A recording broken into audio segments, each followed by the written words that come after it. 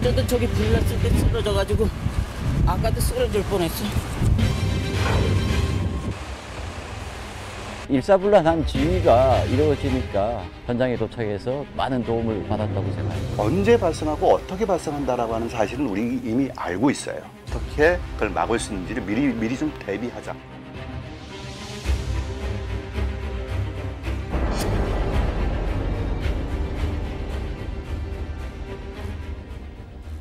봄철 이맘때면 찾아오는 불청객이 있습니다.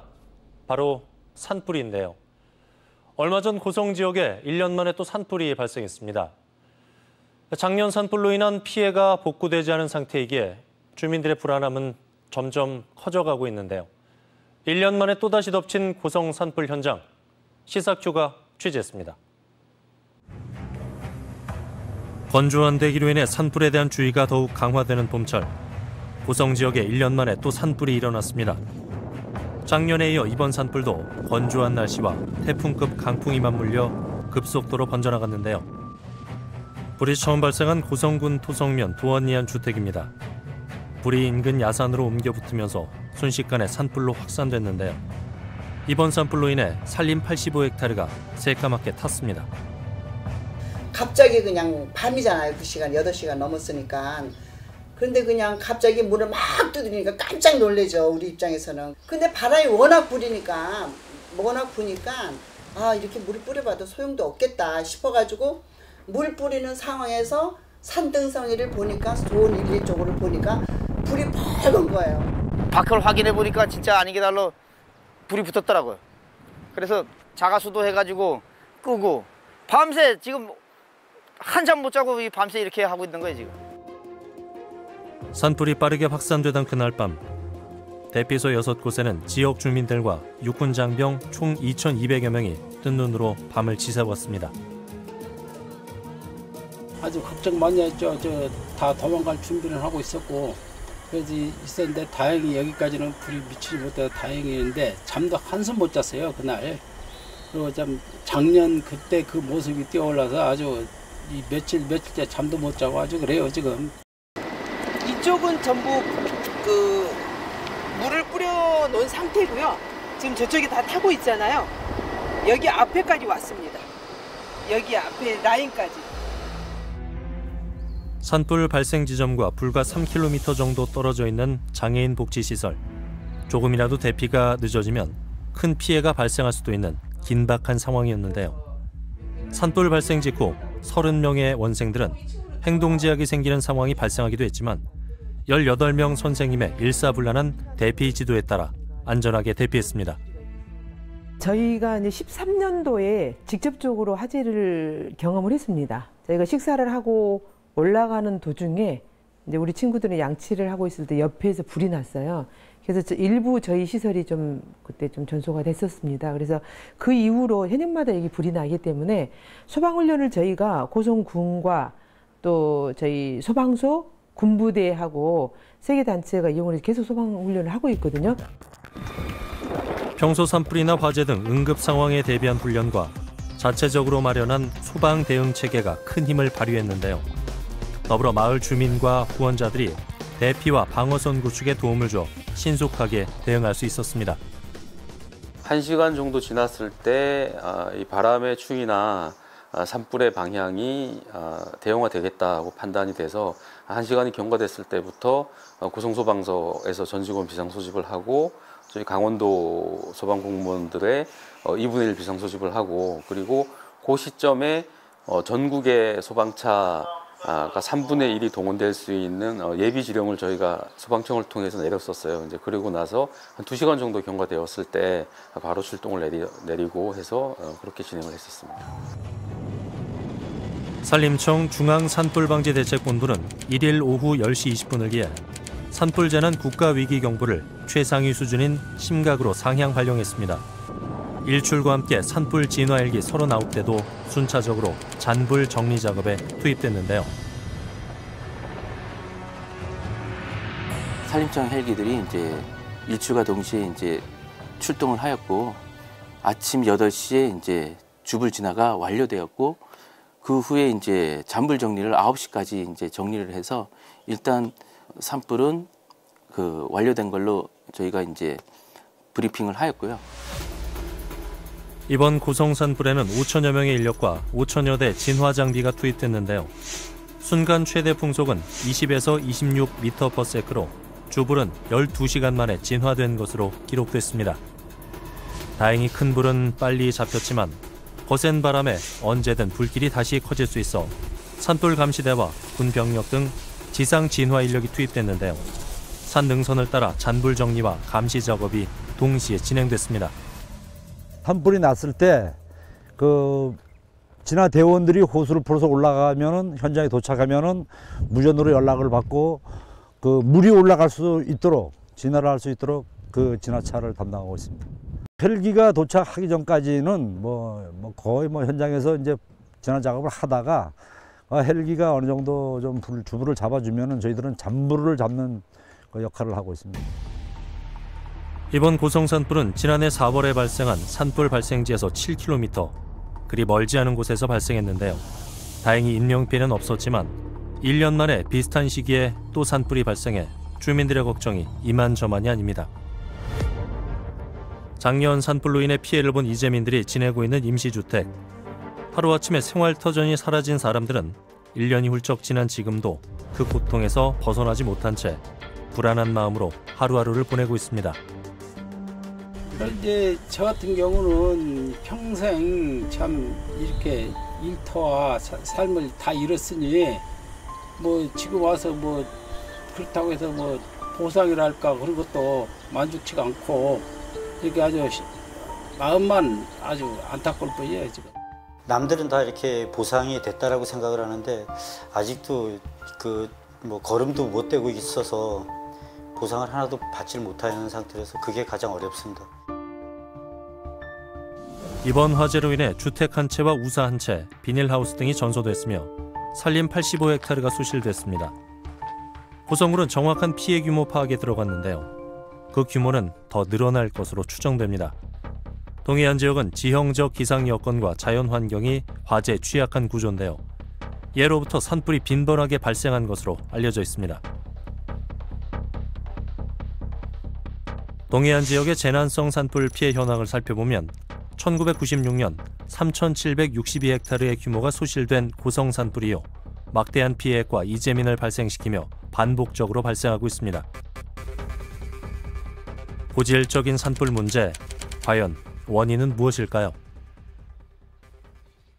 기본적으로 이제 양강지풍의 특성은 뭐냐면 산에서 내려오는 바람이에요. 산에서 내려오는 산풍의 역할을 가지고 있다는 얘기죠.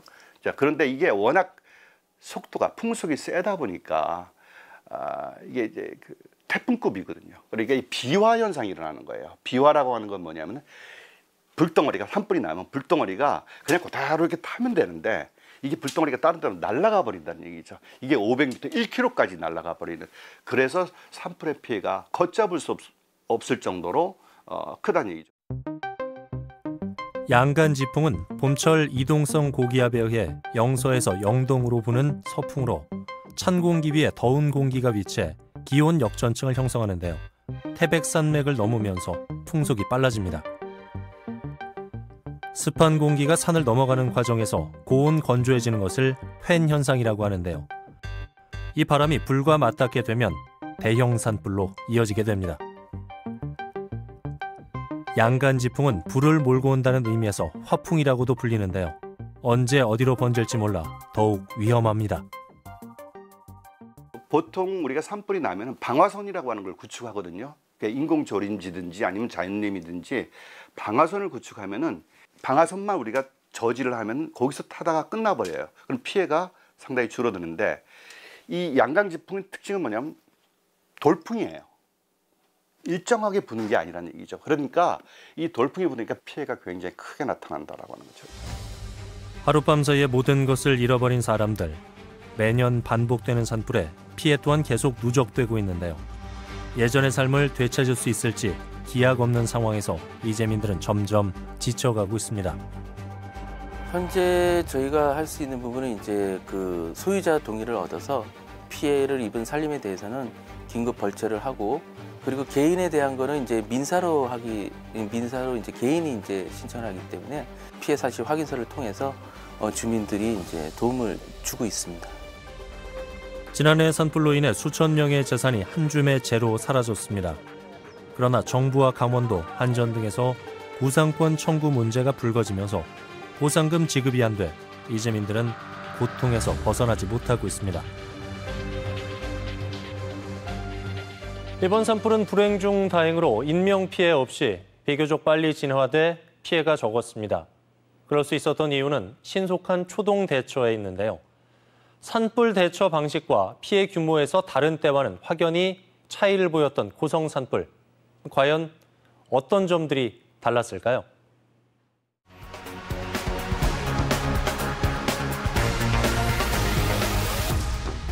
매년 이맘때면 어김없이 발생해 고질적인 문제로 자리 잡은 동해안 산불. 올해 고성 산불은 당초 우려보다 일찍 진화에 성공하면서 큰 피해를 줄였다는 평가를 받고 있는데요. 그 원인으로 그동안 겪은 대형 산불 경험을 통해 만들어진 일원화된 대응책입니다. 작년과 올해 고성 산불을 비교해보면 조기 진화할 수 있는 조건들이 충족돼 있는 것을 알 수 있는데요. 동원령 발령 역시 올해는 2시간 정도 단축돼 신속하게 초기 대응을 할 수 있었습니다. 대형 산불에 취약한 동해안 지역의 산불 대응 강화를 위해 2017년 강원도 동해안 산불 방지센터가 문을 열었는데요. 동해안 6개 시군 지자체와 산림청, 기상청 등 중앙부처로 구성된 전국 최초 산불 협업기관입니다.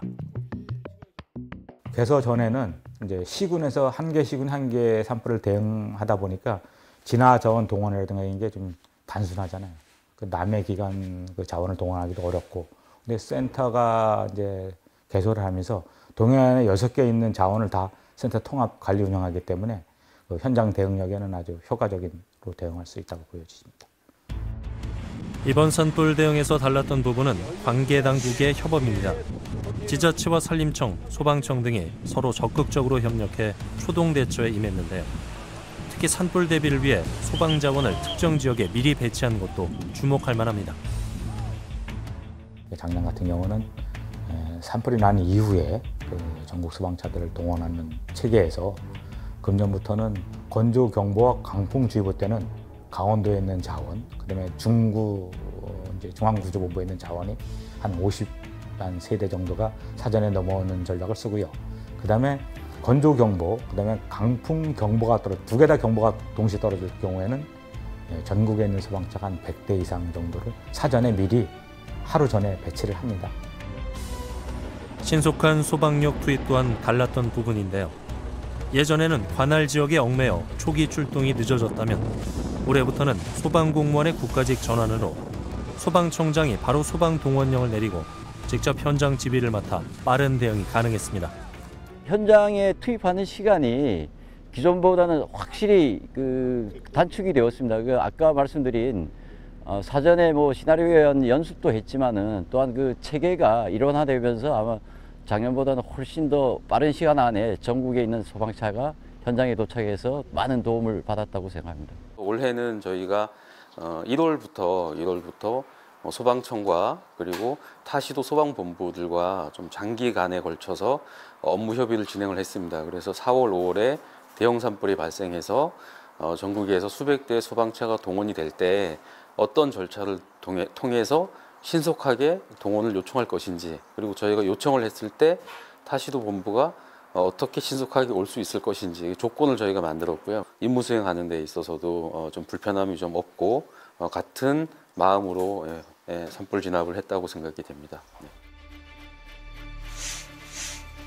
위험을 무릅쓰고 자발적으로 진화 작업에 참여한 민간의 도움도 이번 산불 대응에서 눈에 띄는 부분입니다. 도원 1위 마을 주민 또한 산불 발생 직후 강풍을 타고 불이 급속히 확산돼 집을 떠나 대피할 수밖에 없는 긴박한 상황이었는데요. 그때 저희 집에서 지금 이제 개를 키우고 있는데 그 개가 집에 들어오고 싶어가지고 막 야단을 치더라고요. 그래서 야가 왜 그리나 그랬었더니 나중에 저기 동네에 귀촌했던 형님이 소방차가 올라가는 것 같기도 하고 불난 것 같으니까 좀 리장이 좀 알아봐달라 그래가지고서는 제가 급히 도원1리에 올라가가지고서는 확인해 본 결과 그 도원1리에 밤나무집 뒤에서부터 불이 타고 있더라고요.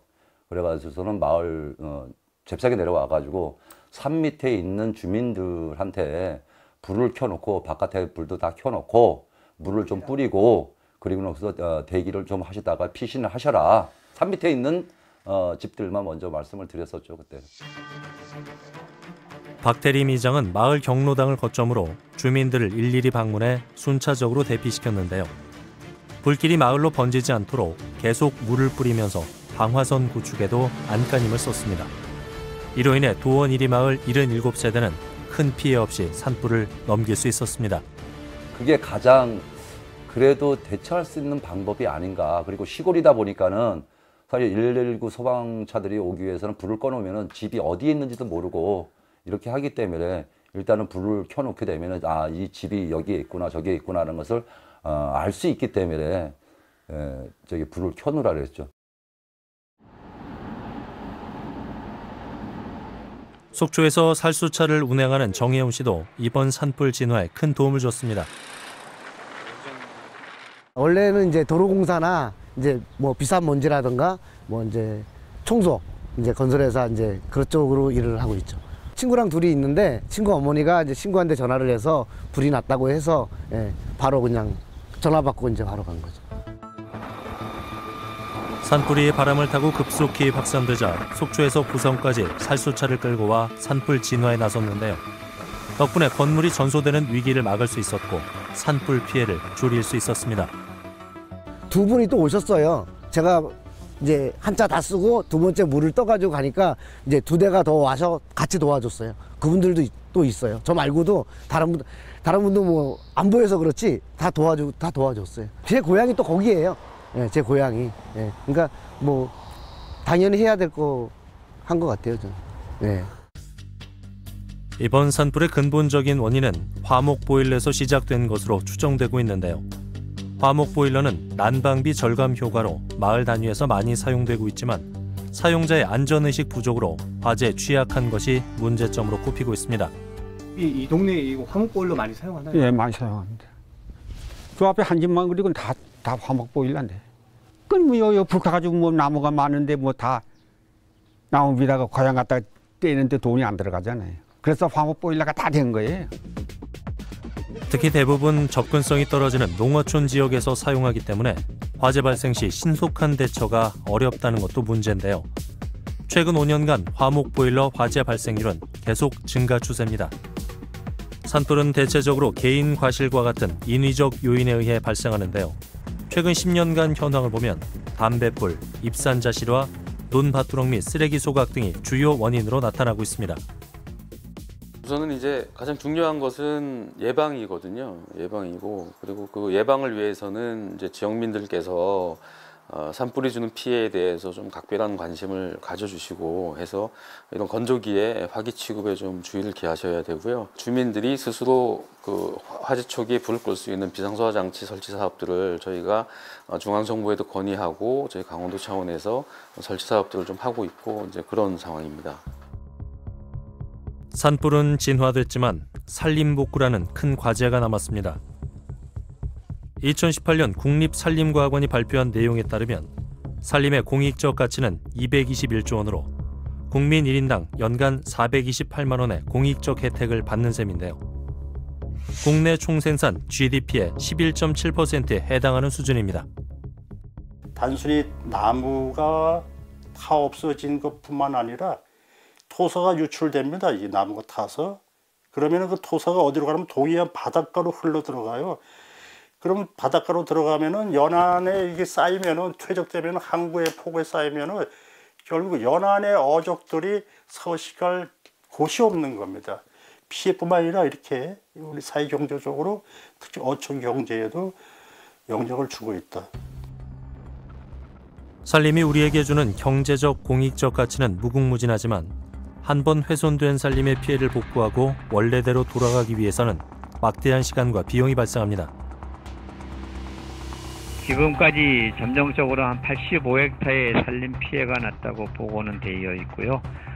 이 내용을 기초로 해서 산불 피해지에 대한 정밀 조사 용역도 고성군에서 발주를 하고요. 그리고 기본적으로 산불 피해 조사 복구 계획을 수립하는 것을 지금 산림청하고 강원도 고성군 이렇게 합동으로 15일까지 추진을 합니다. 나중에 복구 계획이 최종 확정이 되면 또 다른 거기에 따른 예산 지원을 받아서 현장의 복구 사업을 진행할 거고요. 동해안 산림은 대부분 인화성이 강한 침엽수로 되어 있습니다. 가벼운 솔방울에 불이 붙으면 바람을 타고 수백 미터를 날아가 산불이 걷잡을 수 없이 번지는데요. 산불 확산을 막기 위해서는 지역의 토양과 기후 등 자연 환경을 고려한 수종식재와 지속 가능한 산림 대책이 필요합니다. 5월 달에 고성 산불도 마찬가지지만 중간중간에 화렵수림대가 형성이 되어 있습니다. 침엽수림이라는 것들이 대부분이 휘발성 물질이 함유하고 있어요. 그래서 그런 것들로 인해서 가연성도 높고 그 다음에 불이 잘 꺼지지도 않고 잎이 넓은 나무들을 심어서 그런 침엽수림에 일색되는 그로 인해서 산불 피해가 커질 수 있는 그러한 조건들을 좀 억제하고자 합니다. 동해안 산불은 매년 봄철이면 반복되는 대형 재난입니다. 한 번 발생하면 그 피해가 심각해 일상으로 돌아가려면 기하학적인 시간과 비용이 발생하는데요. 소 잃고 외양간 고치는 일은 없어야겠죠.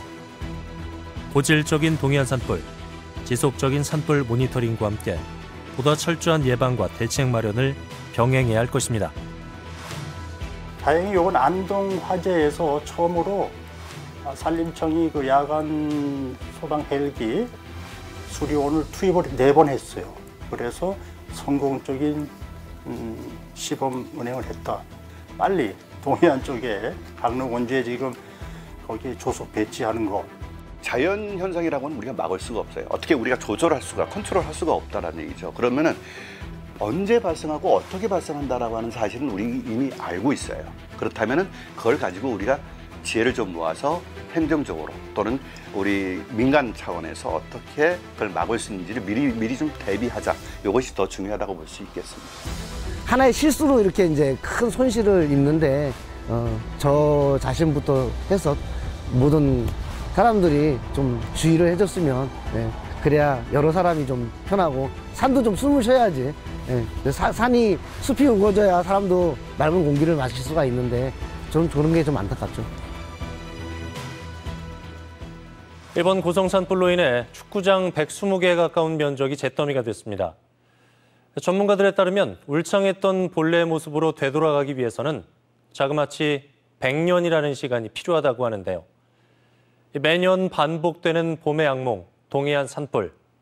보다 철저한 예방과 실질적인 대책으로 주민들이 안전한 일상으로 하루빨리 돌아갈 수 있길 고대해 봅니다.